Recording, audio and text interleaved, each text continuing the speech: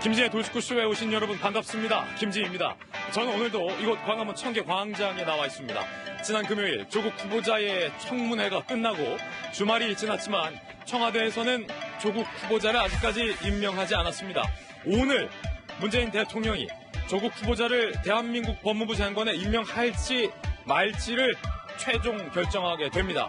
빠르면 저희 돌직구쇼 생방송 도중에 임명할지 말지를 결정해서 발표할 것으로 전망이 됩니다. 과연 장고를 하고 있는 문재인 대통령의 최종 선택은, 문 대통령의 최종 판단은 무엇일까요? 임명일까요? 아니면 낙마일까요? 시청자 여러분 어떻게 예상하십니까? 잠시 후에 저희들이 상세하게 이야기 나눠보도록 하겠습니다. 그 가운데 조국 후보자의 부인이죠. 정경심 교수가 복장까지 바꿔 입으면서 동양대에서 여러 문건을 빼나간 사실이 방범 카메라에 찍혔습니다. 그 사진도 오늘 공개가 됐습니다. 잠시 후 그 사진, 정경심 교수의 환복 사진 공개하겠습니다. 전 비가 오나 눈이 오나 매일 아침 이곳에서 여러분을 기다리겠습니다. 김지의 돌직구쇼 지금 라이브로 시작합니다. 잠깐만요.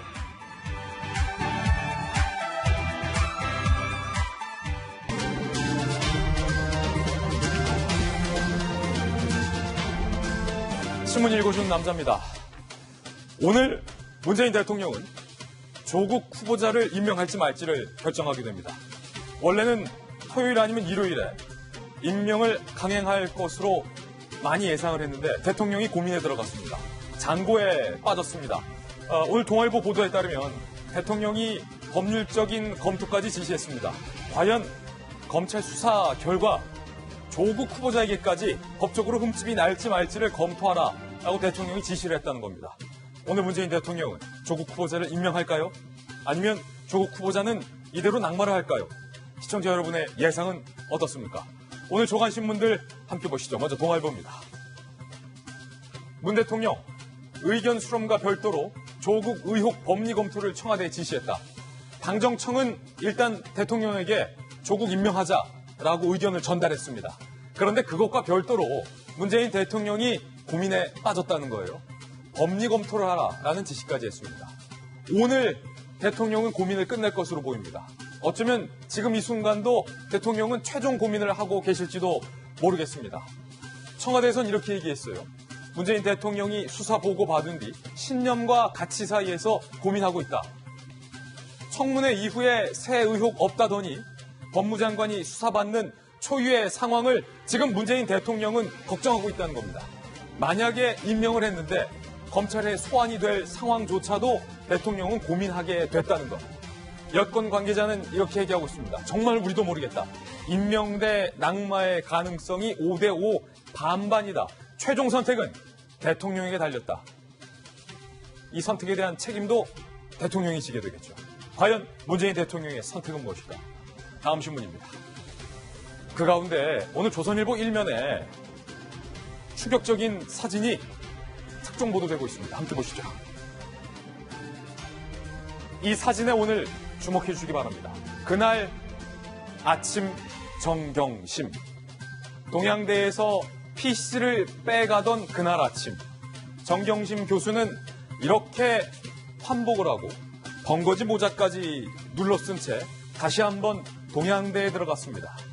그래서 사무실에서 서류 뭉치를 가득 안고 나온 사실이 동양대학교에 설치된 방범 카메라에 포착이 됐습니다. 조금 전에 보신 그 사진은 동양대학교 방범 카메라에 포착된 영상을 스틸 사진으로 캡처한 사진입니다. 왜 정경심 씨는 동양대 사무실에 옷을 환복하면서 여러 차례 들어갔던 걸까요? 같은 옷도 아니고 옷을 갈아입으면서. 왜 번거지 모자를 썼던 걸까요? 복장을 왜 바꾼 걸까요? 어떤 서류를 들고 나온 걸까요? P씨는 왜 본인이 안 가지고 나오고 투자사 직원이 본인 차 트렁크에 실어서 빼온 걸까요? 의문점이 한두 가지가 아닙니다. 잠시 후 오늘 이 의혹 상세하게 전해드리겠습니다. 다음 신문입니다. 이번엔 한국일보입니다. 여론조사 결과도 한 대목 보시죠. 조국 임명의 찬성보다 반대가 압도적으로 높습니다. 청문회가 끝났지만 여전히 반대가 높은 겁니다. 47%. 문재인 대통령은 강행도 철회도 부담스러운 상황이 됐습니다. 찬성 36, 모름 17, 반대 46.8%.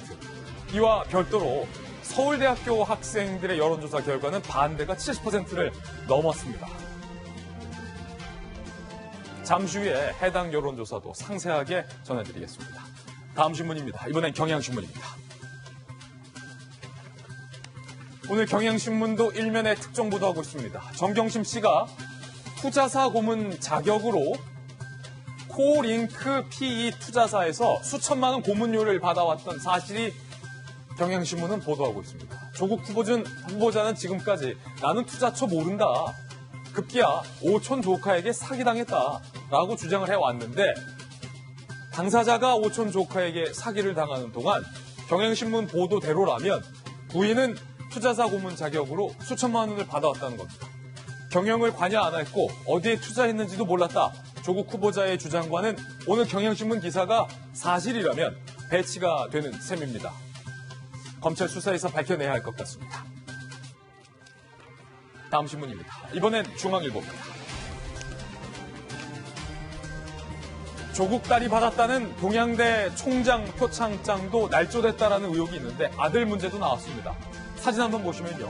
조국 아들이 받았다는 서울대 인턴 증명서가 나머지 27명에게 지급된 인턴 증명서와 양식 자체가 다르다는 주광덕 의원의 주장이 나왔습니다. 이게 조국 후보자 아들이 받았다는 인턴 증명서, 그리고 그 옆에가 나머지 27명이 받았다는 인턴 증명서인데요. 잠시 후에 저희가 이 두 장의 인턴 증명서를 좀 상세하게 출력해봤습니다. 어디가 다른지 한눈에 봐도 여러 군데가 다른데 상세하게 분석해드리겠습니다. 딸에 이어서 아들까지 의혹이 제기되는 것. 다음 신문입니다. 이번엔 한겨레 신문입니다. 여당, 야당은 반응이 달랐습니다. 민주당은 당론에는 큰 변화가 없다라고 얘기를 했는데 큰 변화가 없다라는 표현이 흥미롭습니다. 큰 변화가 없다. 제가 취재하기로는 여당 내에서도 여러 이견들이 나왔습니다. 신중론까지 나왔다. 일단은 저희 돌직구쇼 멤버들도 다른 의견을 낸 바 있죠. 한국당에서는 강행된 정권 종말이다. 철회를 촉구했습니다. 야당의 목소리 직접 한번 들어보시죠. 만약 대통령이 피의자 조국에 대해서 법무부 장관 임명을 강행한다면 바로 그날이 문재인 정권 종말의 시작이 될 것입니다. 지금이라도 대통령은 조국 임명을 철회할 것을 강력하게 촉구합니다. 최후 통첩입니다.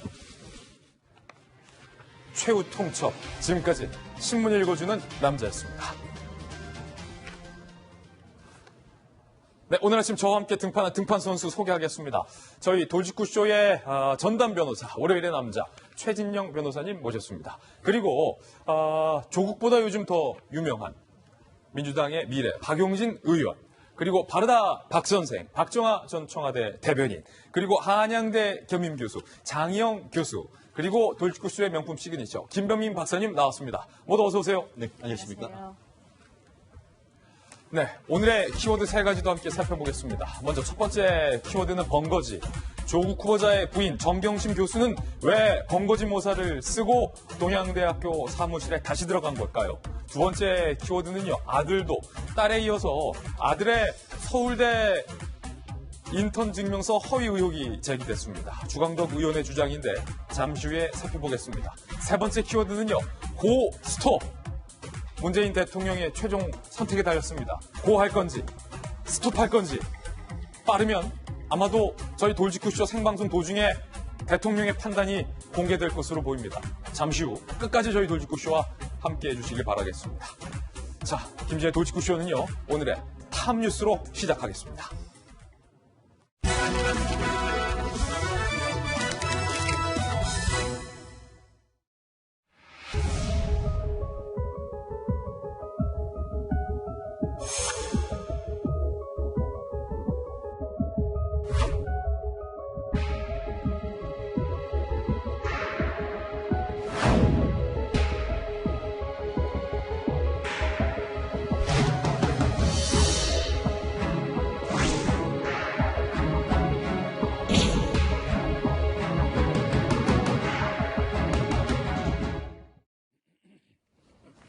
자, 오늘 돌직구쇼 생방송 시간이 매우 중요한 시간입니다.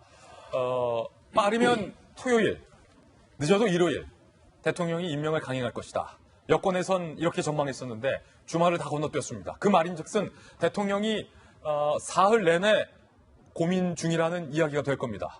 오늘 대통령 낸 최종 선택을 할 것으로 보입니다. 아마도 저희 돌직구쇼 생방송 시간 중에 대통령이 조국 후보자를 임명할지 말지를 결정하고 발표하게 될 것으로 저희들은 예상하고 있습니다. 발빠르게 뉴스 속보 전해드릴 테니까 끝까지 오늘 저희 돌직구쇼와 함께해 주시기를 바라겠습니다. 저희들이 준비한 첫 번째 이슈부터 공개하겠습니다. 바로 이겁니다. 자, 대통령도 아마 지금 이 시간 고민 중일 건데 그날 아침 정 교수의 오늘 저희들은 주목을 하려고 합니다. 오늘 조선일보 일면에 대문짝만하게 나온 이 동양대 CCTV 방범 카메라에 포착된 정경심 교수의 사진, 이 사진부터 상세히 함께 보시죠. 오늘은 여러분 정경심 교수의 이 사진 한 장에 주목을 하셔야 될 것 같습니다. 메가톤급 후폭풍이 일 것으로 저희들은 예상하고 있습니다. 정경심 교수가 투자사 직원을 시켜서 그날 아침 동양대학교에서 본인의 PC를 빼내서 투자사 직원 트렁크에 싣고 PC를 어디론가 옮겼죠. 그런데 그 동일한 날 정경심 교수가 평범한 복장으로 동양대에 들어가서 뭔가 서류들을 갖고 나왔는데 그 이후에 돌연 번거진 모자를 쓰고 이 더운 여름에 두꺼운 패딩을 입은 채 다시 동양대로 들어와서 무언가 서류를 들고 나가는 모습이 이렇게 동양대학교 방범 카메라에 포착이 된 겁니다. 왜 굳이 복장을 갈아입었던 걸까요? 그날 무슨 일이 있었던 것일까요? 시간 순서대로 저희가 상세하게 전해드리겠습니다. 함께 보시죠. 자, 첫 번째 9월 1일 새벽에 증권회사 직원 차 트렁크에 정경심 교수의 PC를 실었죠. 동양대 연구실에서 PC를 반출해냅니다. 그리고 같은 날 오전 8시 50분, 이 시각은 동양대 CCTV 방범 카메라에 기록된 시간이에요. 닫혀있던 2층 출입문을 열어두고 연구실 통로 쪽으로 정경심 교수가 이동하는 장면이 포착이 됐습니다. 지금 보시는 것처럼 평범한 블라우스에 평범한 스커트 차림에 빨간색 뿔테 안경을 쓴 상태였습니다. 그리고 오전 8시 51분 문서와 파일첩 등 서류를 가득 안고 출입구를 빠져나가는 정경심 교수의 모습이 포착이 됩니다. 그리고 그로부터 50여 분 뒤 오전 9시 5분경 정경심 교수가 갑자기 검정색 번거지와 검은 재킷, 백팩을 메고 다시 동양대 사무실 건물로 진입을 합니다. 50분 상간인데 정 교수가 복장을 갈아입은 거죠. 왜 번거지 모자를 썼을까? 왜 패딩을 입었을까? 15분 상간이군요. 15분 상간. 왜 패딩을 입었던 걸까?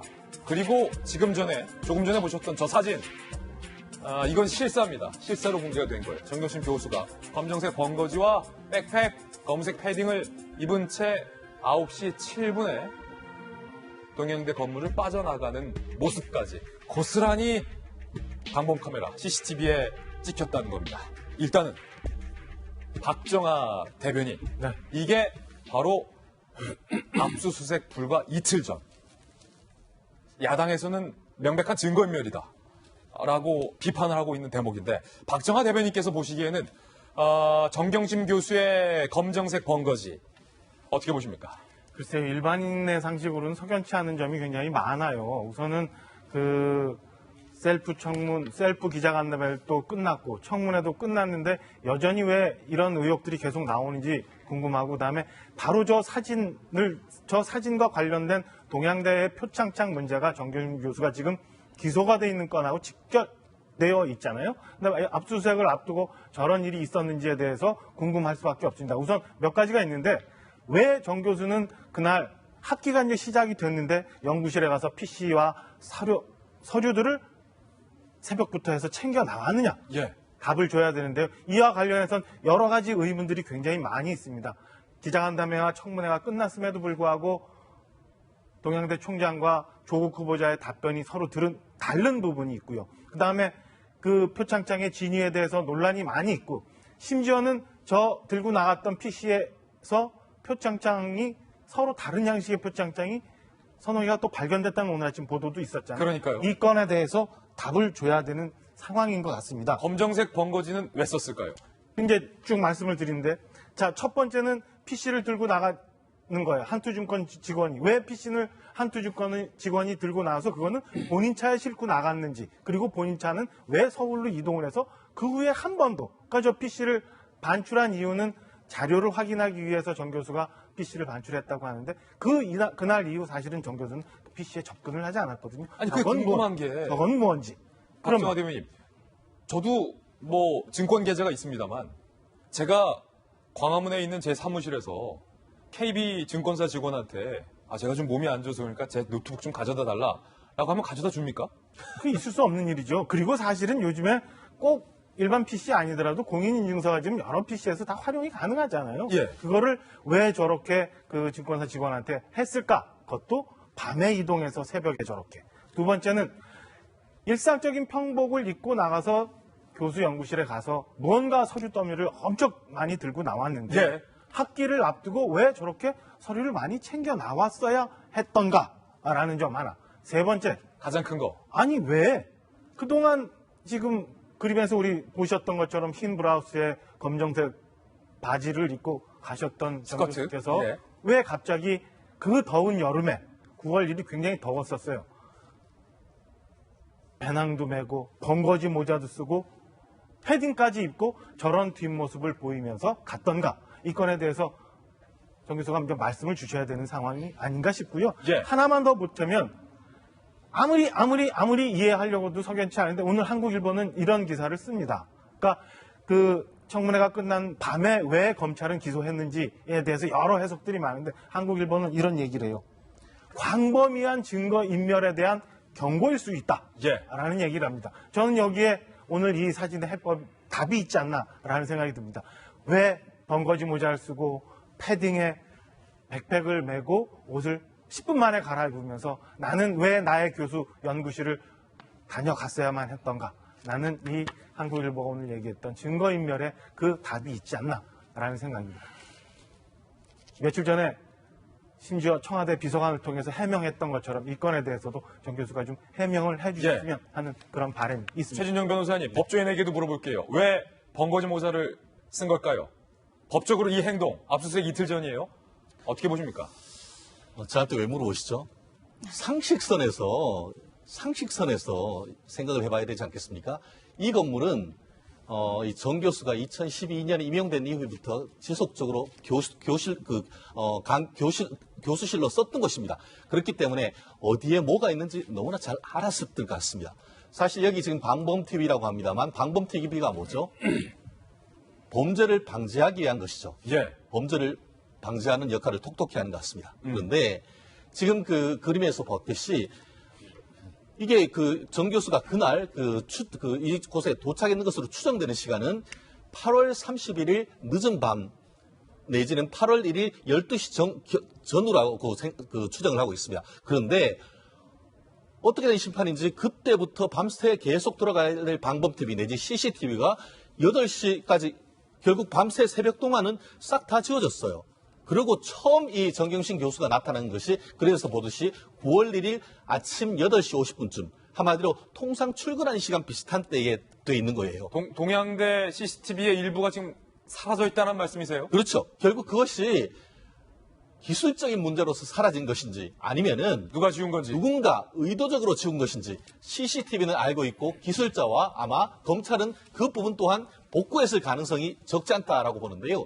실제로 말씀드렸듯이 가장 중요한 것은 PC를 가지고 나오는 그 장면인데 그 장면은 실질적으로 지금 삭제되어 있는 거예요. 기록에. 그렇죠. 그렇다고 하면은 그것이 왜 삭제됐는지 이걸 밝히는 것도 굉장히 중요한 것이고 더불어서 증거인멸 이 부분과 관련해 가지고는 원래 증거인멸죄는 예. 자기 범죄와 관련해서 증거를 지우는 것은 사실 이른바 자기 범죄 비호권의 연장이라고 해서 처벌이 되질 않습니다. 그런데 혼자 있는 것이 아니고 다른 사람까지 같이 와서 했을 경우에는 그것이 이른바 증거인멸 교사로 해서 추가적으로 처벌될 수가 있고, 더불어서 지금 오늘 같은 경우에는 단순히 이제 그 관련되는 뭐 그 표창장 위조를 넘어서 예. 굉장히 많은 언론에서 이 사모펀드와 관련되는 구체적인 범죄 행위와 관련되는 혐의가 줄줄이 나오고 있는데, 그 부분과 관련해 가지고 이런 부분이 된다고 하면은 이른바 구속영장이 청구할 수 있는 증거인멸의 우려가 있다는 것에 대한 빼도 박도 못하는 증거가 될 수 있기 때문에 누가 누구에게 구속영장을 쳐요?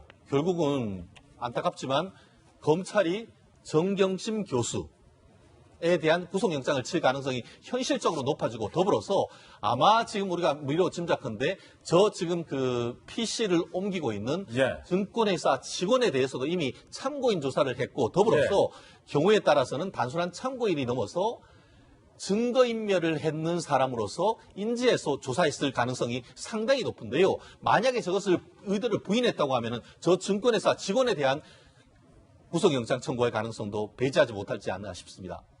지금 이 사진이 검찰이 법원에 정경심 교수를 구속영장, 증거인멸의 우려로 구속영장을 치는 근거가 될 수 있다.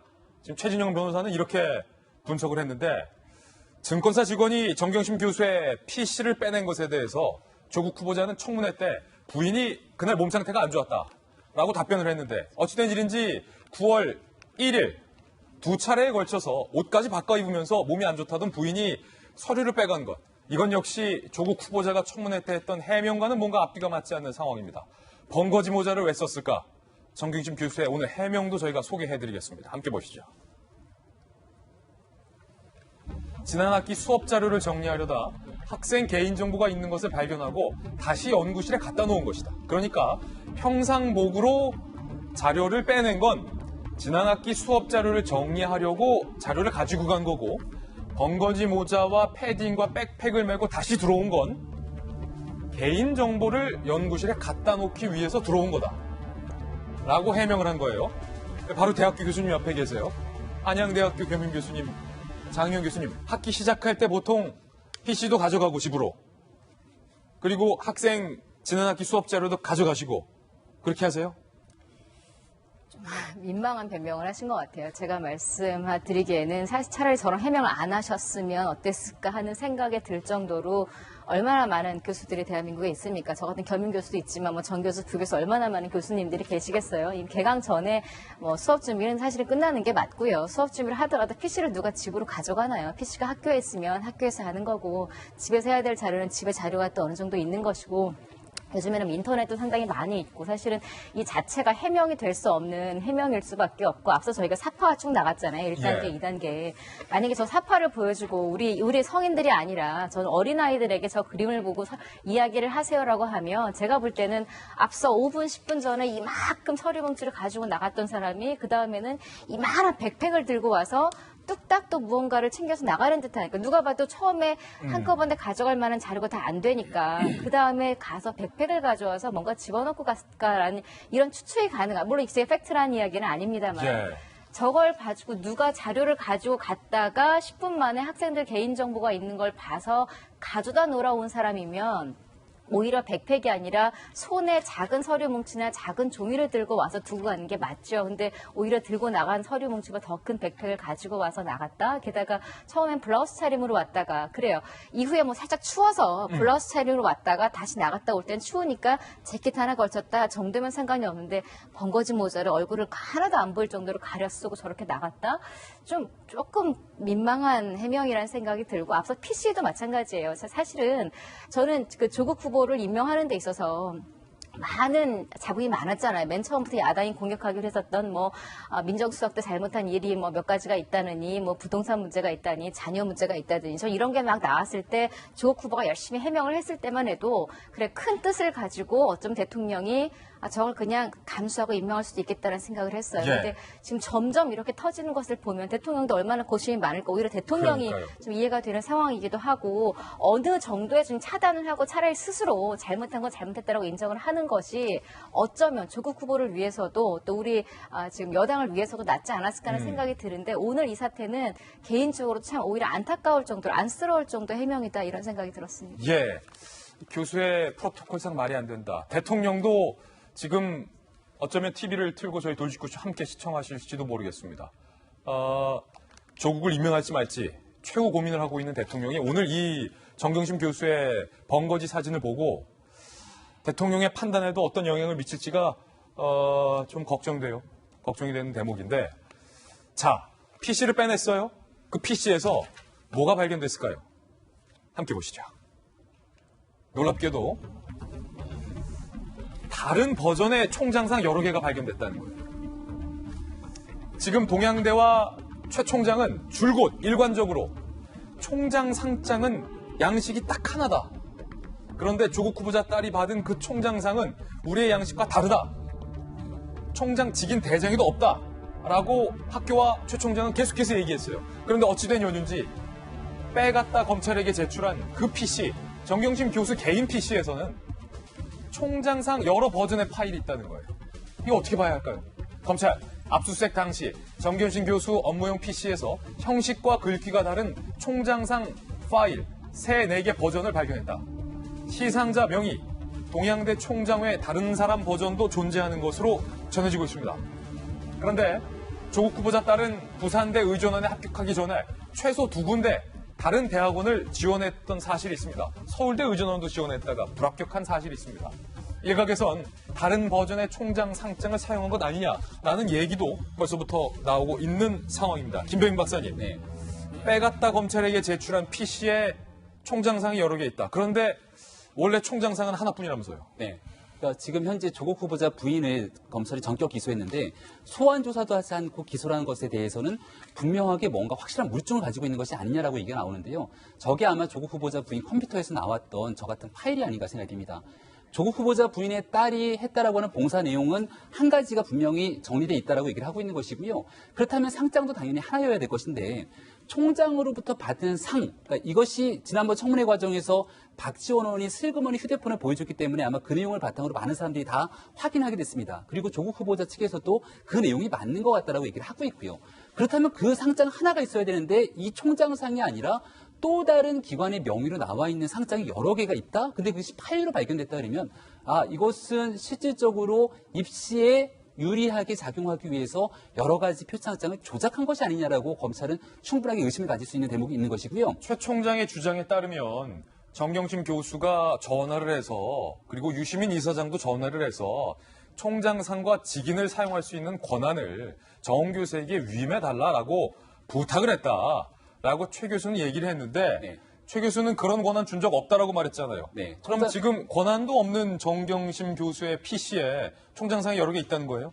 총장상이 여러 개 있다는 것이 아니라 총장상 말고도 저 같은 방식의 표창이 여러 개가 있다는 것인데 거기에는 총장이 아닌 다른 기관의 명의로 수여된 것들이 있다는 겁니다.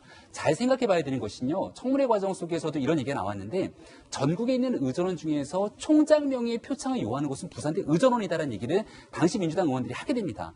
그렇다면 우리가 합리적으로 의심해 볼 법한 내용들은 부산대 의전원에 입시를 하기 위해서 동양대 총장상이 필요했기 때문에 나중에 위조한 것이 아니냐라고 하는 합리적 의심을 제기할 수 있는 그렇죠. 것이고요.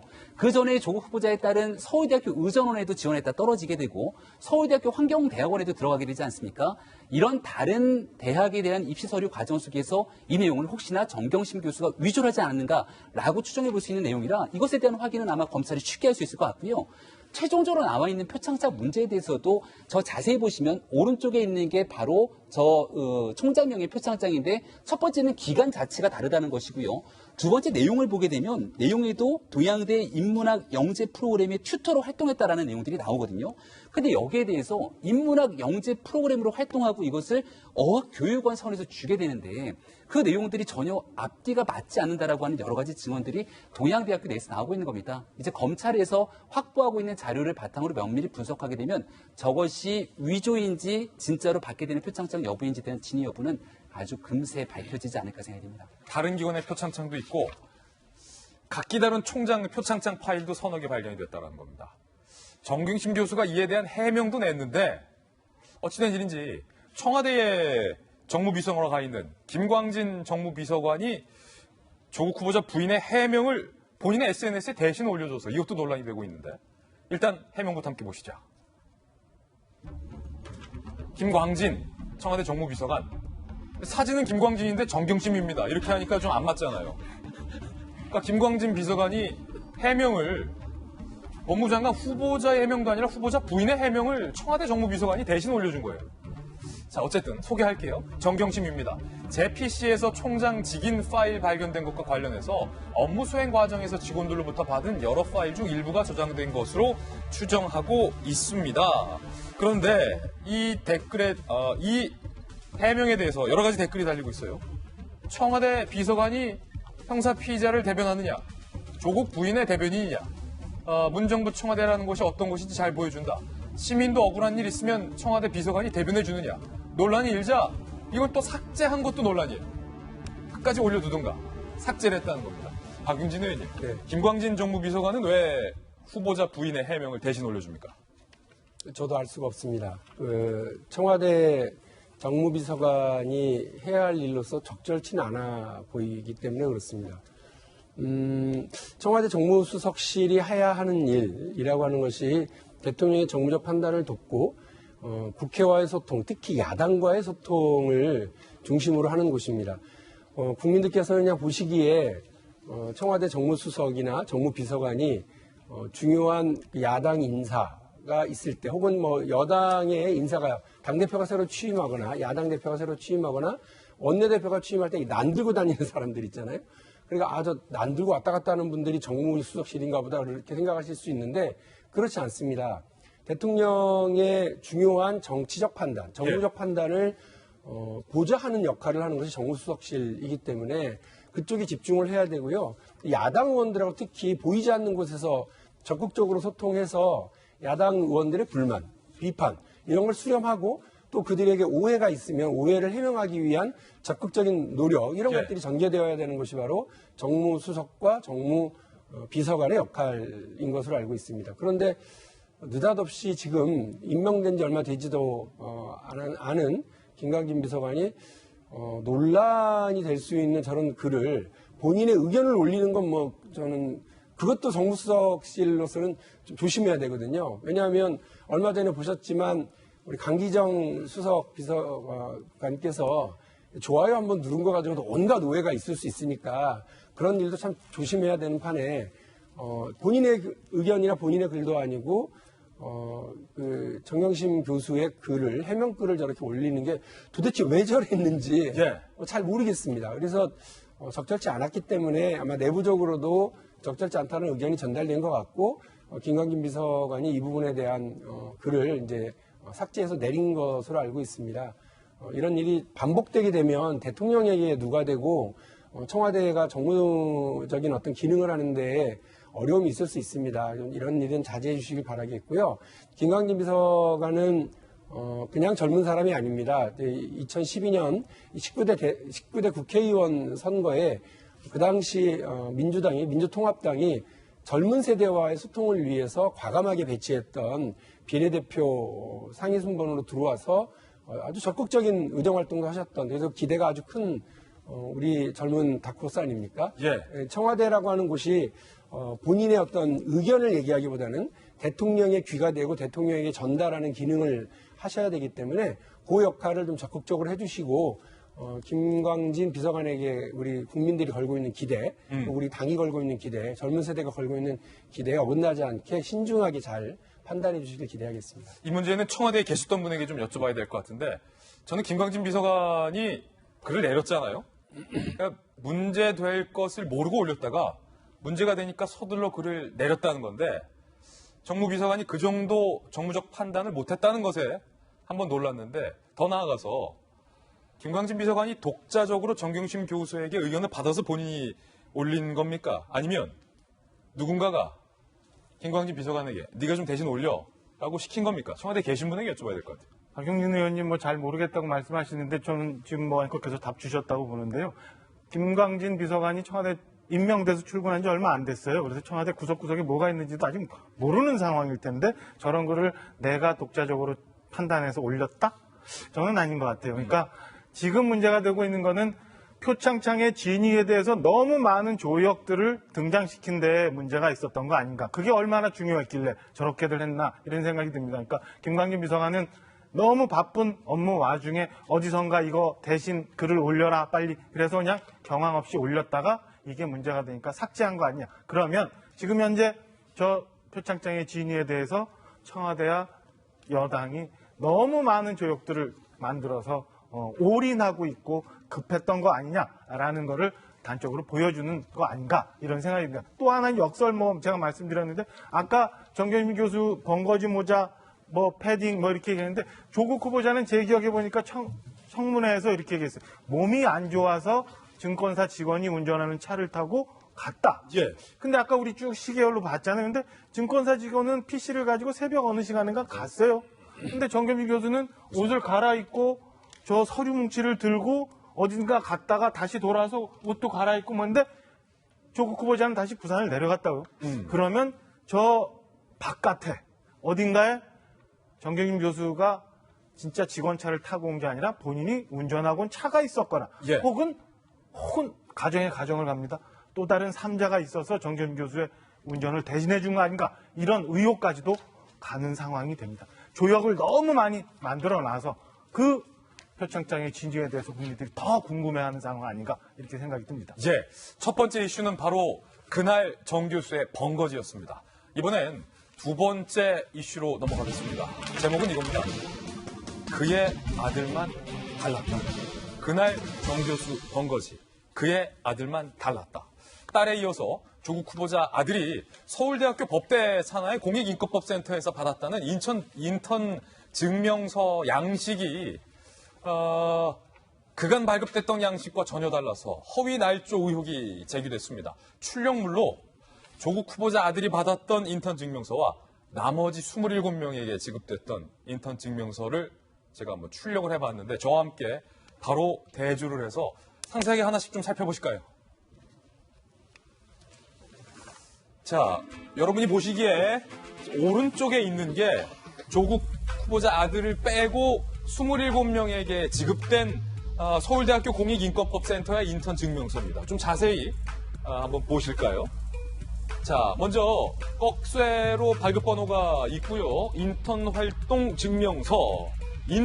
증명서라고 있습니다. 그다음에 이름 박아무개, 주민번호 뭐 쭉쭉쭉쭉쭉쭉 이름과 주민번호가 기재되어 있군요. 인턴 활동 기간이 적시가 돼 있고 활동 내용도 적시가 돼 있고 틀림이 없음이 확인한다. 그리고 밑에 보면요. 서울대학교 공익인권법센터 그리고 직인이 안 찍혀 있습니다. 연락처 0285의 뭐뭐뭐뭐 요게 정상적인 진품이에요. 서울대 공익인권법센터 27명에게 발급된 인턴 활동 증명서 진품입니다. 그런데 이번에 여러분이 보실 때의 오른쪽이겠죠. 조국 후보자 아들에게 지급된 인턴 증명서가 한눈에 보기에도 양식이 많이 다릅니다. 좀 자세히 한번 보실까요? 일단 아까와 다르게 발급 번호에 꺽쇠도 없습니다. 그리고 앞서서는 이런 표도 없었는데 조국 후보자 아들에게는 인턴십 활동 증명서, 십자가 들어가 있군요. 그리고 한자, 지금 주민번호도 안 들어가 있어요. 아까 주민번호가 들어가 있잖아요. 그리고 한 달 만에 논문을 작성했다. 조국 후보자 아들이 이렇게 기재가 돼 있어요. 그리고 쭉 밑에 내려가 보면 결정적으로 자, 아까는 서울대학교 공익인권법센터였는데 서울대학교 법학연구소 공익인권법센터라고 직인도 들어가 있고 결정적인 의혹 중에 하나는 SNU, 서울대학교죠. Center for Public Interest and Human Rights. 그러니까 공익과 인권 센터인데 정식 명칭 중에 여기 뒤에 인권법이기 때문에 law가 들어가 있어야 돼요. Human Rights Law가 들어가 있는데 지금 law가 빠졌어요. 센터 정식 명칭에서 주요 단어인 law도 빠진 채 발급이 됐다. 주광덕 의원은 이거 허위 날조의 가능성에 대해서 의문을 제기한 상황입니다. 김배민 박사님. 네.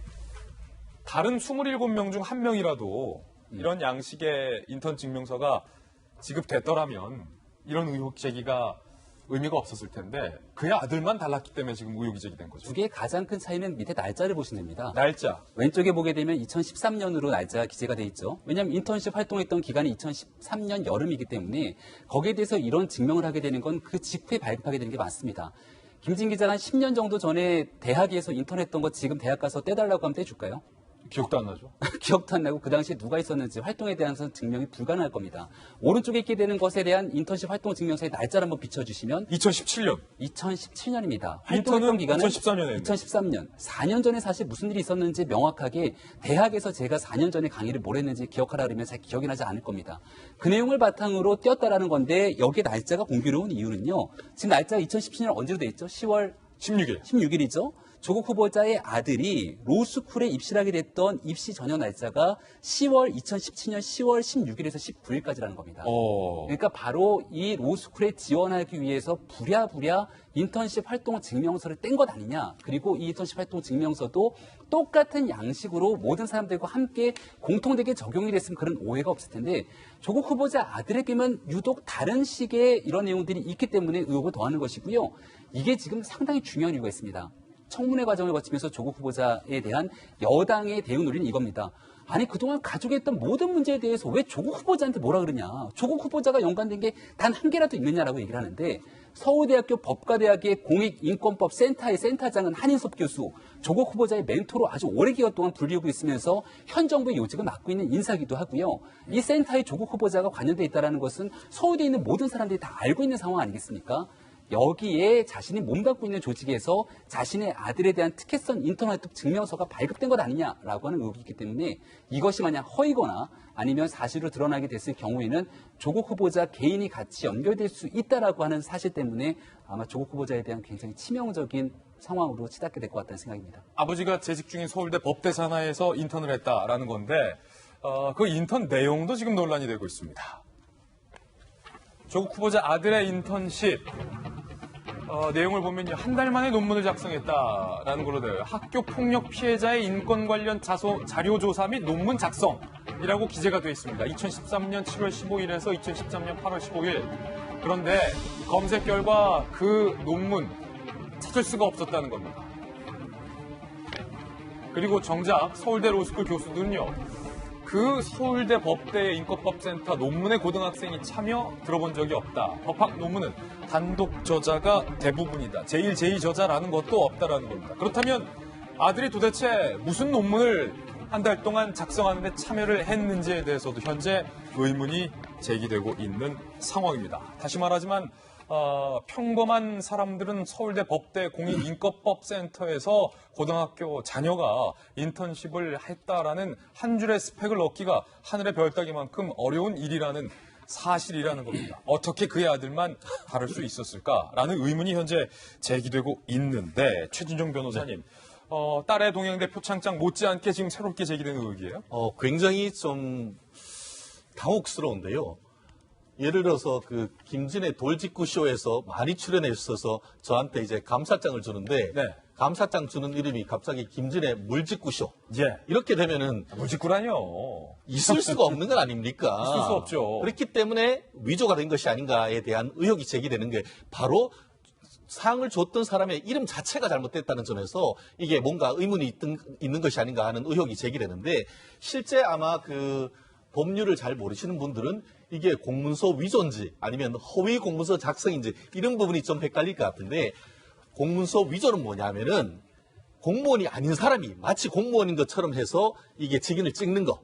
한마디로 명의가 도용되는 것이고 허위 공문서 작성은 뭐냐면은 작성권자인데 그 내용을 가짜로 쓰는 겁니다. 그런데 이 부분 같은 경우에 지금 언론에는 이게 공문서 위조 아니냐 하는데 실제로 제3자가 이 서울대 법학연구소 법학센터장을 이름을 도용해 가지고 썼다고 하면은 공문서 위조. 그래서 벌금형도 없고 10년 이하의 유기징역에 처하고 만약에 2017년인데 이때에 이 서울대 법학연구소의 소장이 완전히 내용이 허위인 가짜를 썼다고 하면은 이것은 이른바 허위 공문서 작성으로 7년 이하의 징역 또는 5천만 원 이하의 벌금에 처해진 것.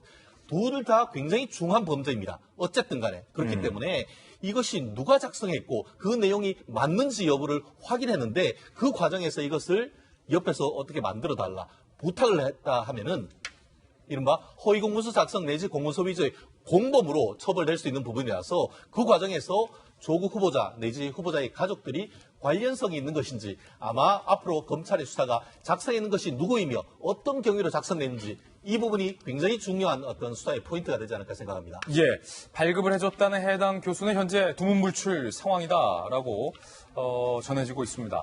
조국 후보자 아들의 인턴십 증명서 논란 앞서서 청문회 과정에서 조국 후보자 딸이 받았다는 동양대 총장 표창장 원본으로 보이는 것이 공개가 됐습니다. 박지원 의원에 의해서입니다. 함께 보시죠. 자, 그런데 왼쪽, 여러분들이 보실 때 왼쪽이 이제 박지원 의원이 공개한 건데 조국 후보자 딸이 받았다는 그 동양대 총장 표창장 컬러 버전이고요. 자, 오른쪽은 이제 인턴 활동 증명서인데요. 요거죠. 요거. 요게 원래 자, 우리 수화 선생님 잠깐 좀 쉬실까요? 감사합니다. 여러분 보실 때 오른쪽이 정상적으로 발급된 동양대학교 총장 상이에요. 밑에 보시면 동양대학교 총장 교육 박사라고 이름 직이 찍혀 있는데 왼쪽은 그냥 동양대학교 총장만 돼 있습니다. 그리고 보시면 1년 번호 양식도 다르고요. 발급된 사람에 대한 어떤 인적 사항 내용도 지금 전혀 다릅니다. 그리고 결정적으로 조국 후보자 딸이 봉사활동을 했다라는 그 기관에서 입장을 냈어요. 이 사람은 동양대 인문학 영재 프로그램의 튜터로 참여하여 라고 표창장 수여 배경이 기재되어 있는데요. 당시 동양대 영어영재교육센터를 설립했던 김주식 전 교수는요. 그런 봉사 프로그램 처음 듣는다. 어학교육원에서 표창을 할 일이 있습니까? 라고 의견을 제시하기도 했습니다. 지금 김弁박사님. 네. 아들의 인턴 증명서, 딸의 표창장 모두가 정상적으로 지급됐던 이전 것과는 전혀 달라요? 네, 거짓으로 드러날 가능성이 매우 높은데요. 조금 전에 우리 얘기했던 서울대 인턴 증명서 하나만 얘기 더 드리면 이게 아들에 관한 문제일까라고 생각하면 우리 가만히 생각해보면 조국 후보자 딸의 문제가 처음 불거졌던 건 단국대학교 SCI 논문의 제1저자 문제 아니었겠습니까? 그 단국대학교 장영표 교수의 아들이 바로 여기 서울대학교 공익인권법센터에서 인턴으로 활동했다라고 하는 문제가 불거지기 시작했고 이것을 조사를 해봤습니다. 그리고 현재까지 보도된 바에 따르면 제대로 된 인턴 활동의 내용과 관계없이 증명서를 발급받은 것이 아니냐라고 장영표 교수도 일부 시인했다라고 하는 내용들이 존재를 하고 있는 상황입니다. 그러니까 과거에 있었던 내용들이 있는 상태 속에서 조국 후보자의 아들에 관한 문제까지 공익인권법센터의 것들이 다 연결이 되고 있는데 이 정도 상황이 되고 나면 당연히 제일 먼저 나서서 얘기해야 되는 것은 공익인권법센터의 센터장으로 있는 한인섭 교수가 입장을 밝혀야 되는 것 아닌가요? 예. 과거에 우리가 박근혜 정부 시절에 특히나 더불어민주당에서 수없이 박근혜 정부 7시간 의혹 해명하라고 그러면서 숨기려는 자가 범인이다 뭐 이런 얘기 한참 많이 하지 않았습니까? 여전히 95%의 거의 허인 날조에 대해서 언론이 의혹을 부풀리게 하고 있다라고 더불어민주당 의원까지 나서서 얘기를 하고 있는 마당이라면 여기에 대해서 문제가 제기되고 있는 사람들이 적극적으로 나와서 문제를 해명해야 되는데 그렇지 못하고 있다는 아쉬움이 들고요. 표창장 문제도 마찬가지입니다. 이렇게 전국민적 의혹이 증폭되고 있으면 이렇게 우리 딸이 받았던 표창장에 문제가 없음에 대해서 이것을 밝혀줘야 되는데 조국 후보자 입장에서는 그러지 않았습니다. 아주 간단한 것은 지금 도장 찍힌 것들에 대한 내용이 다르잖아요. 제가 자세히 그냥 육안으로 보기에는 현재 있는 직인의 사이즈도 조금씩 다른 것이 아닌가라는 생각이 드는데요. 그렇다면 이게 조작된 것인지 아닌지에 대한 여부 검찰에서 분명하고 쉽게 판단이 될 거니까 아주 만약 조작으로 이 사건이 판명이 나게 됐을 경우 조국 후보자 그리고 조국 후보자를 둘러싸고 이 모든 부분에서 방어놀이를 폈던 여권 진영은 도대체 국민들에게 어떤 해명을 하게 될 것인지 여기에 대해서 좀 이야기를 해줬으면 좋겠다는 생각입니다. 장 교수님, 지금 저 논란의 표창장의 원본도 지금 없어요. 애초 조국 후보자는 청문회 당시에 표창장 원본은 딸이 가지고 있다라고 이야기를 했는데 검찰이 원본을 제출하라고 요구했는데 정경심 교수가 원본 없다. 컬러 사진만 검찰에 제출해서 지금 논란이에요. 그러니까 똑같은 지금 비슷한 일이 너무 많이 겹치다 보니까 이제 어느 수준에서는 옹호하려다가도 지금 어떻게 해야 되나 오히려 옹호하려는 사람이 난처한 입장이 되는데 지금 말씀하신 대로죠. 조국 청문회 자리, 그러니까 청문회 자리다 기자회견 자리에서부터 이미 그렇게 이야기를 했었죠. 그 원본을 가지고 있다. 그리고 청문회 자리에서 그 원본을 보여달라. 그랬더니 내가 휴대폰에 가지고는 있지만 이거는 딸의 문제도 있고 이걸 지금 공개하는 건 아닌 것 같다라고 했습니다. 어쨌든 조국 후보자의 휴대폰 안에는 원본이 있다 정도 우리가 알고 있었고 그 원본이 어디서 났느냐? 딸이 사진을 찍어서 보내줬다라고 했어요. 그렇다면 원본은 딸이 가지고 있다라는 건데 정작 제출하라고 했더니 제출하지 않았습니다. 원본이 없다라는 것이었고 정경심 씨가 제출한 건 똑같이 사진이었습니다. 그리고 처음에 뭐 원본이 뭐 박지원 의원한테 어떻게 들어갔느냐, 뭐 검찰에서 유출한 거 아니냐 이런 의혹이 제기됐을 때도 오히려 검찰에서 압수수색했을 때 얻은 것은 사본으로 제출됐던 흑백 표창장이고 컬러로 된 표창장 자체는 검찰도 가지고 있지 않았다. 압수수색에서도 나오지 않았다라는 것이고요. 그렇게 되면 저 원본 컬러로 된 원본 사진이 어디서 나왔겠느냐 여러 추측이 있겠습니다만 혹시나 PC에 있었더라면 PC가 중간에 한번 반출됐었잖아요. 뭐 이런저런 추측을 해볼 수는 있겠는데 중요한 건 그거죠. 원본이 직접적인 자료가 될 수 있잖아요. 증거가 될 수 있는데 그 원본 증거를 제출하지 않았다? 게다가 있다고 했다가 지금 와서 없다고 한다는 것 자체가 역시 이런 법적인 이런 걸 좀 피해가기 위한 꼼수가 아니니까 사실 저는 이 꼼수라고 하고 싶지도 않고 조국 후보자가 만약에 법무부 장관이 된다면 뭐 검찰 개혁이라든가 굵직굵직한 우리가 기대할 만한 일들도 있어요. 그래서 이런 거 저런 거 대비했을 때 조금 옹호해주고 싶은 마음이 있습니다만 너무나 비슷한 일로 너무나 이렇게 비껴가기를 하니까 좀 옹호하기 힘든 것도 참 안타깝습니다. 네. 어떻게 옹호해줄까 막 고민하고 안타까운 상황까지 온 게 국민들로서는 좀 안타까운데 원본 있다던 반드시 받았다던 그 총장상 표창장 원본 어디 있습니까? 그뿐만 아닙니다. 조국 후보자 딸이 서울대학교 환경대학원을 제대로 수업을 못 받았습니다. 장학금은 다 받았지만 몸이 아프다는 이유로 진단서를 제출한 바 있습니다. 청문회장에서 그 진단서를 자료 제출해달라. 야당 의원들이 수차례 요구를 했지만 조국 후보자는 진단서 대신에 다른 것을 제출해서 논란이 되고 있습니다. 직접 들어보시죠. 진단서를 뗄 수 없으니 이거라도 보시오라고 준 게 뭔 줄 압니까? 딸 페이스북 글 올린 겁니다. 급성으로 허리 접질려서 일주일 넘게 운동도 못 가고 밖에도 못 나가고 침대에 누워서 먹기만 했더니 돼지가 되고 있다 본가? 이걸 진단서 대신 지금 질문은 지금 이 진단서를 뗄 수 없는 사건 아닙니까? 진단서 한 게 언젠데? 진단서를 뗄 수 없기 때문에 방증 자료로 드렸고 그걸 보시면 얼마나 아팠는가가 써 있습니다. 지금 진단서를 아이가 저희 여식이 지방에 있는데 어떻게 그걸 띠러 올라오겠습니까?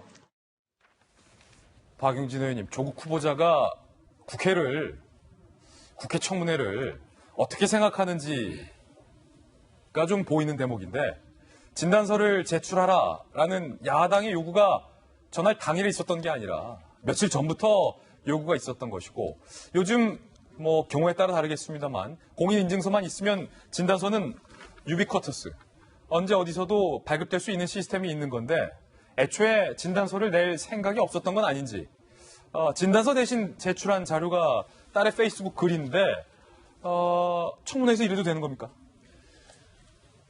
지난 청문회 이야기신데 사실 저도 그렇고 더불어민주당의 의원들, 지지자들, 그 국민들이 제일 걱정하고 전전긍긍 좌불안석하고 있는 건 뭐냐면 이 일이 대통령에게 부담이 될 것에 대한 겁니다. 제가 아까 김광진 비서관에 대해서 비판적으로 말씀을 드렸던 것도 대통령의 정무비서관이 대통령한테 부담될 일을 해서는 되겠냐 그 말씀인 겁니다. 청문회를 통해서 모든 의혹이 다 말끔히 이제 가셔지기를 기대를 했는데 청문회가 끝나고 나서도 지금 여러 가지 의혹과 캐스마크가 계속 나타나고 있는 걸 대단히 안타깝게 보고 있고 이와 관련해서 역시 모든 기준은 대통령에게 부담이 되지 않아야 된다라고 하는 거 하나와 네. 또 하나는 대통령이 국민들에게 약속했었던 개혁 조치들 그리고 이 정권이 성공했다라고 할 때 그 시금석이 될 만한 여러 가지 법 제도의 변화 이런 것들이 잘 이루어지기를 바라는 건데 그거에 차질이 빚어지면 안 되겠죠. 김종민 의원, 우리 더불어민주당 의원인데 김종민 의원이 청문회에서 조국 후보자에게 그렇게 물었던 걸로 제가 기억을 합니다. 만일에 동양대 표창장이 조작이라면 법무부 장관 못하겠죠. 사퇴해야 되겠죠. 이렇게 이야기를 했고 거기에 대해서 되게 많은 일이 벌어질 거다. 이렇게 하면서 많은 논란이 벌어질 거다라고 하는 얘기로 어떤 즉답은 피했습니다만 쉬운 문제가 아니라고 하는 것에 대해서 얘기를 했고 만일에 이게 문제가 있다고 그런다면 그걸 조작한 혐의가 만일에 부인에게 있다고 그런다면 부인이 이제 처벌을 받아야 할 거다라고 얘기까지를 했었습니다. 지금 뭐 오늘 아침 보도를 통해서 여러 가지 의혹들이 제출되는데 저는 이것들 중에서 그 검찰이 수사를 통해서 옥석을 가릴 거라고 봅니다. 그러니까 제기된 것이 조금 허황되거나 근거가 미약하거나 이런 것들도 분명히 있을 수 있고요.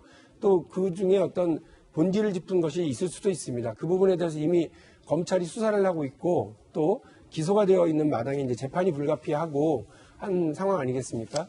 이 상황 전체가 대통령과 더불어민주당 그리고 문재인 정부에게 부담이 되지 않았으면 좋겠고 이 과정에서 수사 과정에서 드러나고 있는 많은 문제점들이 좀 이렇게 의혹이 해소될 수 있기를 기대를 하겠습니다. 박정하 대변인, 청문회 많이 지켜보셨잖아요. 청와대에 계시면서 숱하게 낙마도 하는 것도 보셨고 청와대에서 네. 임명된 것도 봤고 청문회 대비도 아마 보셨을 텐데 자료 제출을 하라는 야당의 정식적 요구에 대해서 페북 글이 증명 자료가 될 수 있는지 일주일 동안 밖에 안 나가고 방에만 있었더니 돼지가 되는가 본가. 진단서를 내야죠. 이게 사실은 아까 말씀하신 것처럼 서울대 환경대학원을 2학기에 장학금을 받으면서 사실은 수업은 얼마 안 받았다. 그리고 2학기에 장학금 받고 나서 바로 몸이 아파서 휴학을 하고 부산대 의전원에 갔다. 이런 논란 때문에 지금 이 진단서가 필요했던 거잖아요. 이 얘기는 벌써 한 20일 전부터 온 국민들이 다 알고 있는 얘기였고 거기에 대해서 답하라고 얘기를 했습니다. 이 건에 대해서 조국 후보자 청문준비사무실 출근하면서 늘 그렇게 얘기했어요. 청문회 가서 얘기하겠습니다. 모든 거 다 준비하고 있다. 청문회 얘기하겠습니다. 근데 청문회 가서는 좀 전에 말씀하신 것처럼 뭐 돼지가 되나 본가? 한 1, 2년 전인가요? 교육부 어떤 고위직 공무원이 그런 얘기 하다가 문제가 된 적이 있었죠. 국민들 뭐로 알고 뭐 조금 지나면 국민들은 다 잊어먹을 거니까. 지금 청와대와 조국 후보자가 국민들 그리고 지금 청문회장이 있었던 야당 의원들 그렇게 쳐다보고 있고 있는 건 아닌가라는 생각이 굉장히 화가 나고 울분이 납니다. 지금 진단서뿐만 아니라 표창 좀 전에 얘기했던 건 표창장 원본 있는데 줄 수 있는데 결국에 와서 못 준다. 최 총장하고 통화 내역 줄 수 있는데 또 끝내 못 준다. 어디까지 청문회장을 그렇게 농락했었던 건지 지금 청문회를 거치면서 조국 후보자가 너무 많은 얘기들을 너무 쉽게 해버려서 저는 그것 역시 본인에게 부메랑으로 돌아올 것 같다라는 생각을 합니다. 예. 자, 이번에는 저희가 준비한 세 번째 이슈입니다. 함께 보시죠. 문재인 대통령만 아는 그의 운명. 지금 시각 10시 15분 58초 59초 16분이 됐습니다. 청와대에서 오늘 오전에 움직임이 좀 분주했어요. 저희들이 취재를 해봤는데 뭔가 오늘은 입장 발표를 청와대가 할 것으로 보입니다. 대통령은 지금 이 시간 아마 많이 고민이 되실 텐데 이걸 어떻게 해야 하나. 고를 해야 되나 스톱을 해야 되나. 두 가지 카드를 두고 집무실 책상에 두고 아마 대통령은 고민에 빠지셨을 겁니다. 대통령의 최종 선택은 어떨까요? 그리고 대통령의 고민이 깊어지던 그 순간, 그 주말 조국 후보자는 착잡한 심경을 내비쳤습니다. 집에 나갔다 돌아오는 길엔 방송 카메라를 밀쳐내는 장면도 포착이 됐습니다. 배영진 기자가 취재했습니다. 조국 법무부 장관 후보자가 집을 나와 차량에 오릅니다. 아파트를 빠져나간 뒤 갓길에 차를 세우고는 1시간 넘게 머물렀습니다. 외출을 마치고 들어가는 조 후보자의 표정은 굳어 있었고 촬영 카메라를 밀어내기도 했습니다. 자신을 둘러싼 각종 의혹이 계속되고 있는 가운데 불편한 심경을 내비친 것으로 보입니다. 조 후보자는 자신과 가족을 상대로 한 취재 방법을 문제 삼기도 했습니다. 딸아이 혼자 사는 집 앞에 야밤에는 가주지 말아 주십시오.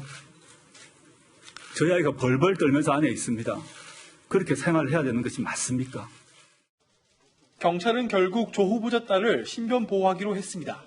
자신의 고교 생활기록부 유출자를 찾아달라고 고소장을 낸 조 후보자 딸이 지난 5일 경찰 조사에서 집을 구할 때 위협을 느낀다며 신변 보호를 요청한 겁니다. 누군가 계속 찾아온다, 아니면 주변에 좀 위해를 가할 인물이 있다, 이런 것들을 본인이 당할 우려가 있는 사람이 신청을 하고. 경찰은 조 후보자 딸에게 112에 바로 신고할 수 있는 스마트워치를 지급하고 집 주변 순찰을 강화하기로 했습니다. 신변 보호 기간은 이달 말까지인데 상황에 따라서는 늘어날 수도 있습니다. 채널A 뉴스 배영진입니다. 자, 방송사 카메라를 이렇게 밀쳐내는 조국 후보자의 표정이 참 착잡해 보였습니다. 1시간 남짓 외출을 했는데 그마저도 갓길에 차를 세우고 다시 돌아온 게 전부였던 것으로 전해지고 있는데, 김효인 박사님. 네. 어제죠. 조국 후보자가 외출한 게 1시간 남짓. 전해지기로는 갓길에 그 본인의 QM3 자동차 안에서 차를 대고 뭔가를 이제 생각에 잠겼었는데, 그때 무슨 생각을 했을까? 왜 갓길에 차를 세웠을까? 이것도 좀 궁금합니다.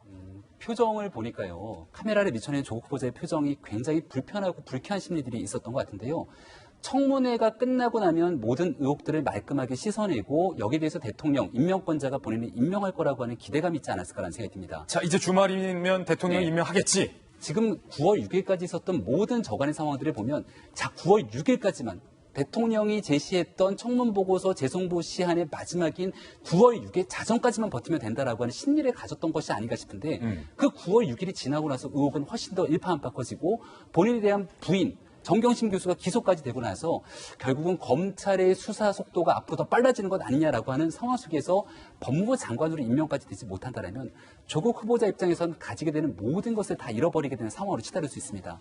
그러니까 이것들을 극복하는 유일한 방법 한 가지는 법무부 장관으로 임명하게 되면서 전국의 흐름들을 좀 바꿔내는 것인데, 여론이 이렇게 간단치가 않고 청와대에서도 조국 후보자 문제없으니 임명을 강행하겠다라고 강력한 시그널, 메시지를 주지는 않았던 것이 아닌가, 이렇게 해석이 되거든요. 좀 답답한 심정에 갓길에 차라도 세웠다. 보통 뭐 담배를 피면 나가서 담배라도 한 모금 물고 있는 그런 장면들이 찍히지 않았을까라는 생각이 들 정도로 조국 후보자 심정이 굉장히 착잡할 거다라는 생각이 드는데, 반대로 말하면 네. 대통령은 그만큼 계속 더 임명권자니까 착잡하신 거예요. 그렇게 사랑하는 조국 후보자에게 걱정 마라, 내가 임명할게 라는 얘기도 지금 못하신 게 아닌가. 진지하게 정리했으면 문제가 좀 덜했을 텐데 너무 멀리 왔습니다. 여기까지 오는 과정 속에서 처음에는 조국 후보자 가족에 관한 문제였어요. 근데 그 조국 후보자의 문제까지로 확산이 됐습니다. 이제는 조국 후보자의 문제가 아니라 조국 후보자를 드러내고서는 언론과 검찰을 저격했던 민주당의 문제이고, 민주당과 조금 전에 김광진 비서관이 얘기를 했던 것처럼 청와대의 문제까지 한 몸으로 얽혀 있습니다. 이 문제에서 더 이상 돌아갈 수 없는 길까지 와버렸는데, 만약에 윤석열 검찰총장이 최종적으로 칼끝을 조국 후보자 부인을 구속하게 되거나 사모펀드 문제에 대해서 새롭게 지금 퍼져나가고 있는 의혹들처럼 지금까지는 딸에 관한 문제가 사모펀드 정권에 관한 문제로 비화되게 됐을 경우는 문재인 정부는 어디로 가야 되는 겁니까? 이런 모든 고심이 조국 후보자와 문재인 대통령의 머리를 복잡하게 만들 것인데요. 이렇게 복잡할수록 정도로 돌아가야 됩니다. 대한민국 국민은 과연 문재인 정부에게 기대고 바라고 희망하는 것이 뭔지를 생각한다면 그 답은 아주 간단하게 나올 겁니다. 예. 자, 사실은 박용진 의원이 조금 전에 한 말이 여권 대부분 의원들의 공감일 거예요. 대통령에게, 정권에게 불똥이 번지지 않게 하려는 그 마음. 아마 많은 여권 인사들도 같을 것 같습니다. 대통령의 판단이 길어지고 있네요. 아직까지 임명한다 안 한다 청와대에서 입장이 나오지 않고 있습니다. 여론조사 한 대목 보겠습니다. 청문회가 끝나고 여론조사가 긴급 실시됐습니다. 그 결과는 어떨까요? 함께 보시죠. 자, 조국 법무부 장관 후보자 임명 찬반 여론조사 결과입니다. 반대 46.8%, 찬성 36.2%. 청문회가 끝냈지만 여전히 반대의 의견이 높았다라는 겁니다. 질문을 하나 더 해봤어요. 청문회 직후에 실시된 질문인데요.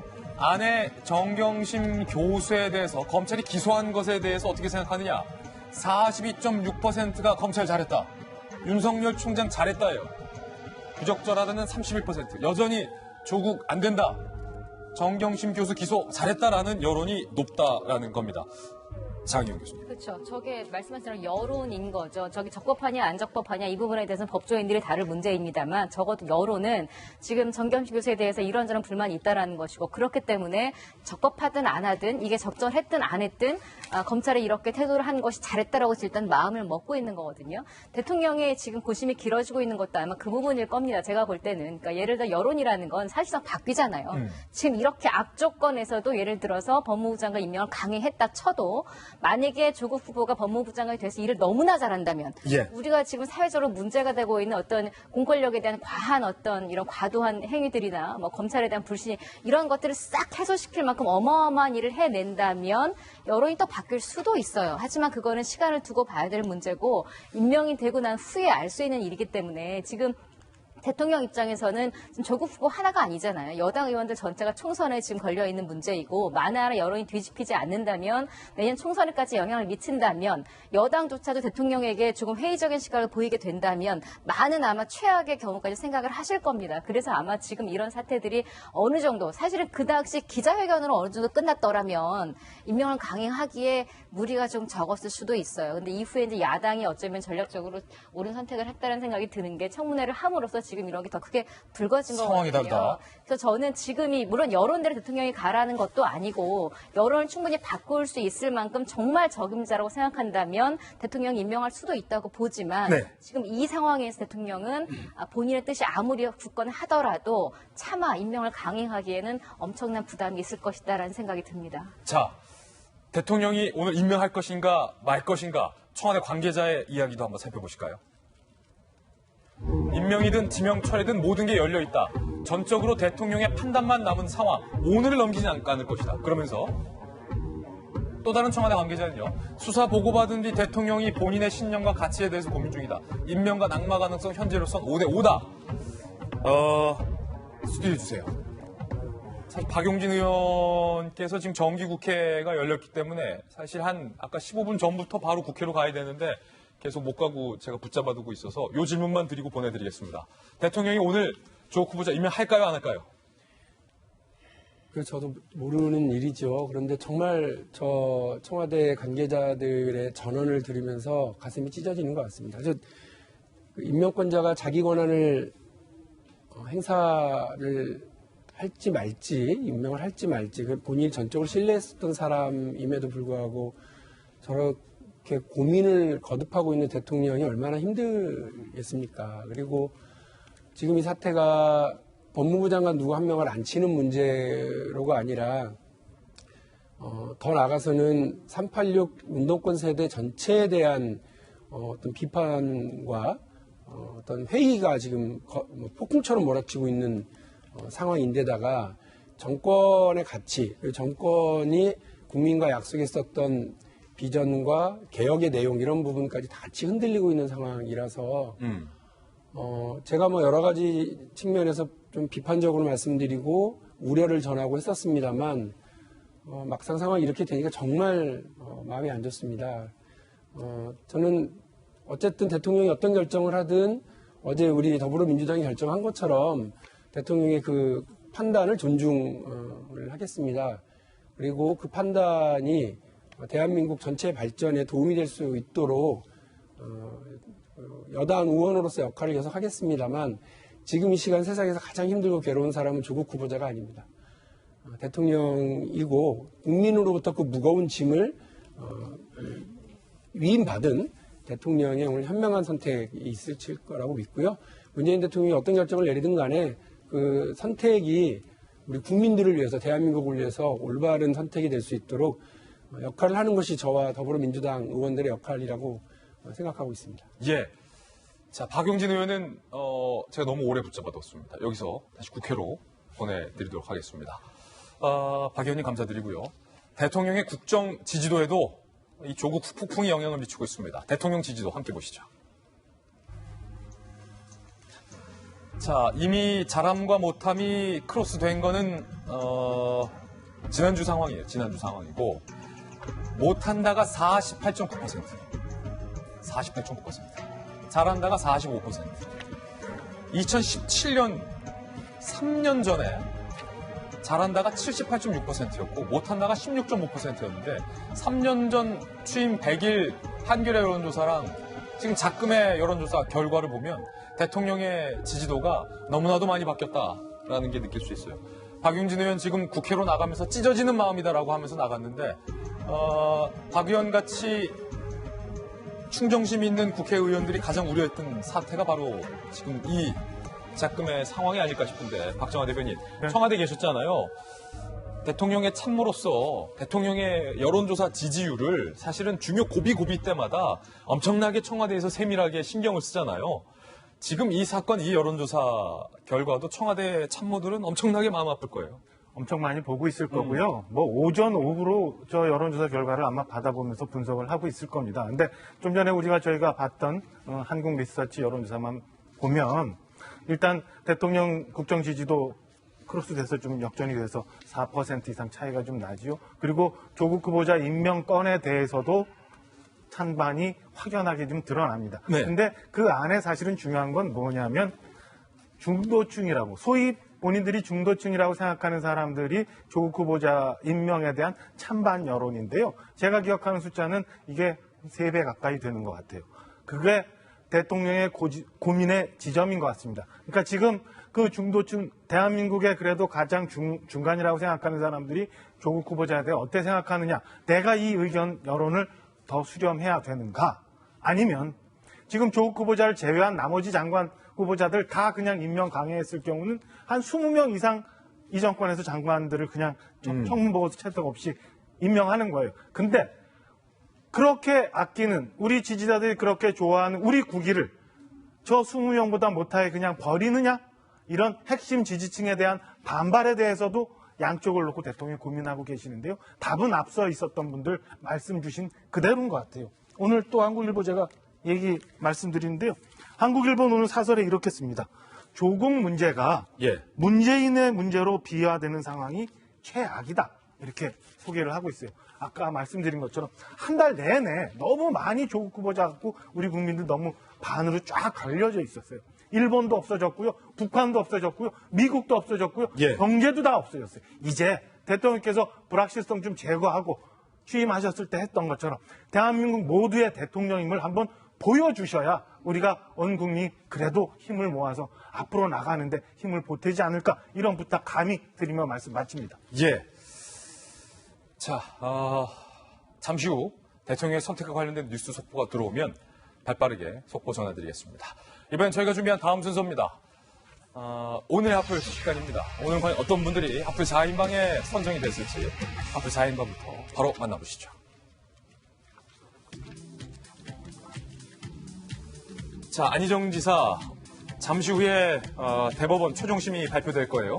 그리고 장제원 의원, 그리고 히딩크 감독, 그 맨 할머니 사진인데 어떤 이야기인지 하나하나씩 전해드리겠습니다.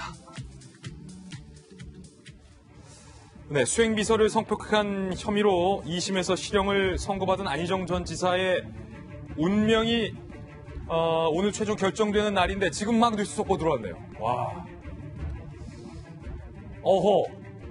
대법원에서 징역 3년 6개월을 확정했습니다. 1심에서는 사실 무죄, 2심에서는 유죄가 선고돼서 오늘 여비서 성폭행 의혹과 관련돼서 대법원의 최종 선고에 사실은 많이 주목을 하고 있었는데 지금 대법원 최종심입니다.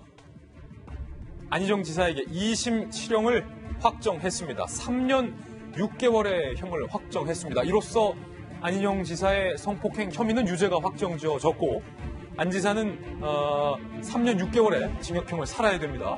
비서 김지은 씨에 대해서 10차례 추행을 했다. 대법원은 이렇게 밝혔습니다.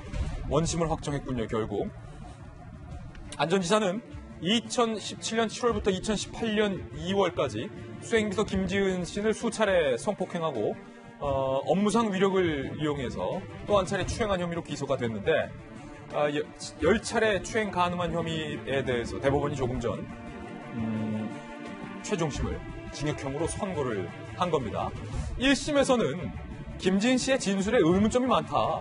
검찰의 공소사실만으로는 피해자의 성적 자유가 침해됐다고 보기 어렵다라고 안 전 지사에게 무죄를 선고한 바 있고 2심에서는 김 씨의 진술 신빙성이 인정된다며 김지은 씨의 성적 자기 결정권을 안 전 지사가 위계를 이용해 침해했다라고 원심을 깬 바 있는데 대법원에서는 이 2심 판결이 맞다며 징역 3년 6개월을 확정을 한 겁니다. 야, 이게 제가 지금 들고 있는 원고에는 1심일지 2심일지 대법원이 어떻게 선고가 날지 귀추가 주목된다라고 지금 원고가 써 있었는데 조금 전에 대법원 뉴스 속보가 들어온 바람에 지금 원고는 한 글자도 제가 못 읽어드렸습니다. 최진영 변호사님. 네. 결론적으로 그 대법원 같은 경우에는 성범죄에 있어서의 피해 여성의 말이 특별히 신빙성이 없다라고 판단되지 않는다고 하면은 그 피해자의 말을 신빙하는 것이 맞다라는 큰 틀을 그대로 유지했고 이번 그 안희정 전 지사의 판단을 통해서 확정적으로 그와 같은 그 성범죄에 있어서의 피해자 여성의 진술을 굉장히 신뢰하는 쪽에 방점을 찍은 것 같습니다. 아시다시피 1심 같은 경우에는 서부지방법원에서 이 부분에 대해서 전부 무죄를 판단을 했습니다. 그 이유가 이 간음했는 이후에 피해자가 피고인과 동행해서 와인바에도 갔고 평소 때 이 피해자가 지인들에게 이 안희정 지사에 대해서 굉장히 좋게 얘기를 하는 등 이른바 피해자로서의 특성이 나타나지 않았다라고 해서 기존의 성범죄에서의 이른바 피해자성을 강조했었는데 그와 같은 것을 뒤집고 서울고등법원 같은 경우에는 성인지 감수성, 아까 말씀드린 것처럼 성범죄에 있어서의 여성의 어떤 진술이 특별히 그것에 어떤 믿을 수 없는 상황이 있지 않는다고 하면은 그 피해의 여성을 진술을 증거로 채택하는데 주저해서는 안 된다. 이런 판결이 났었었는데요.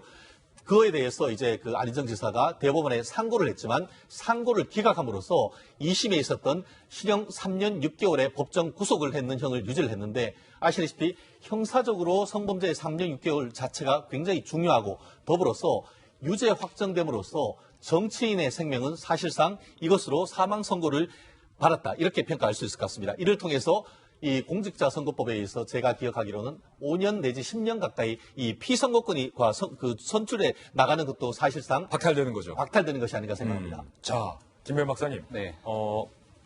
뉴스 속보가 오늘은 많은 날이네요.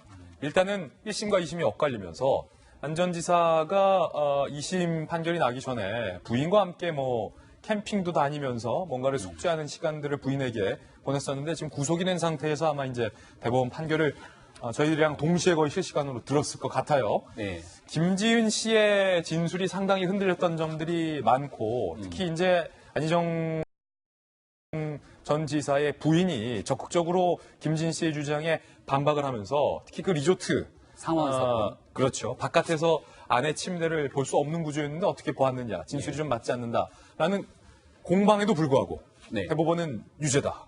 그러니까 라고 판결한 거군요. 이번 사건에 대해서 최대 피해자가 누구냐라고 한다면 일각에서는 뭐 김지은 씨가 피해자다라고 주장하는 분들도 있고 가장 큰 피해자는 부인인 민주원 여사가 아니냐라고 얘기하는 사람들도 있었습니다.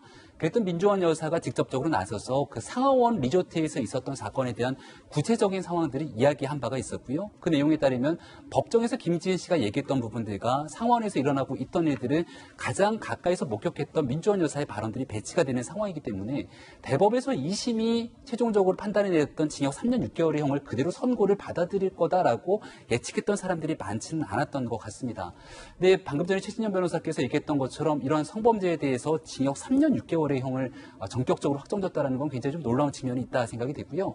그렇다면 앞으로 일어나게 되는 이런 피감독자 간음 등에 대한 문제에 대해서 하나의 그 기준과 잣대들을 굉장히 엄격하게 적용하는 상태로 좀 변화될 수 있는 것 같고 정치적인 문제로 이걸 한번 좀 풀어볼 수 있는 내용들을 좀 엮어보면은 바로 지난주 직전에 이재명 경기도지사의 2심에서 이 도지사에 대한 당선 무효형이 선고가 됩니다. 300만 원 넘게 나왔잖아요. 대법에서 확정이 되게 되는 순간 1심에서는 무죄였는데 2심에서는 벌금 300이 나왔고요. 대법에서 확정이 되게 되면 도지사직을 잃게 됩니다. 근데 이재명 지사가 최근 들어서 작년에 있었던 이슈들을 극복하고 난 뒤에 차기 대권주자로서의 가능성을 꽤 높이고 있는 상황인데 사실상 차기 주자의 가능성을 완전히 무너뜨린 것 아니냐라는 생각이 들고 이재명 지사 2심에서 그렇게 나왔죠. 이번에 안전 지사 대법 판결 나왔죠. 네. 그러다 보니까 쉬워지는 거죠. 결과적으로 이 민주당의 차기 대권 정치적 연관성, 과거에 있었던 안이 바뀐 여러 가지 논란들도 같이 맞물려 돌아가서 정치에 대한 얘기를 하기 좋아하는 호사가들의 이야기거리에 오르지 않을까라는 생각이 드는데 어쨌거나 대법의 이 판결에 대해서는 존중을 해야 되지만 여전히 이 과거에 있었던 민주원 여사 등에 대한 진술에 대해서 명확하게 다 담겨진 것인지 이 내용을 좀 판결문을 봐야 되지 않을까 싶습니다. 예. 추측컨대 대법에서는 이제 민주원 여사의 주장은 배제가 되고 피해자 김지은 씨의 주장이 좀 많이 받아들여진 결과로 추측이 됩니다. 안 전 지사에 대해서 징역 3년 6개월의 최종심이 선고됐다는 뉴스 속보를 전해드렸습니다. 준비됐던 하플 두 번째, 세 번째, 네 번째 분들은 방송 시간 관계상 여러분들에게 전해드리지 못할 것 같습니다. 양해를 부탁드리고요. 대통령의 고민이 길어지는군요. 저희는 60초 광고 후에 다시 돌아오겠습니다. 잠시 후 저와 함께 힐링하시죠. 네, 아직까지 청와대로부터의 어떠한 뉴스 속보도 현재 들어오지 않은 상황입니다. 10시를 전후해서 아마 뭔가 선택의 결과가 나오지 않을까 저희들이 예측을 했었는데 그 말인 즉슨 대통령이 오늘 조간신문의 보도와 저희 돌직구쇼의 뉴스 보도를 바탕으로 뭔가 고민이 더 길어지고 있다라는 뜻으로 해석이 됩니다. 저희들이 준비한 힐링 뉴스의 주인공 일단 소개해드리겠습니다. 만나보시죠. 한 의류 브랜드에서요, 평범한 우리 시대의 아빠들을 패션 왕으로 바꾼 그레이 프로젝트를 진행해서 요즘 눈길을 끌고 있습니다. 아버지들의 이른바 아재 패션들을요, 요즘 유행하는 오빠 패션으로 바꾼 건데요. 사진들 한번 보실까요? 자, 이랬던 아빠가 굉장히 지금 트렌드한 오빠로 좀 바뀐 모습. 다른 아버지들도. 자, 아버지들의 이 좀 가든 분 맞아요? 바람막이 자켓 대신에 멋진 수트를.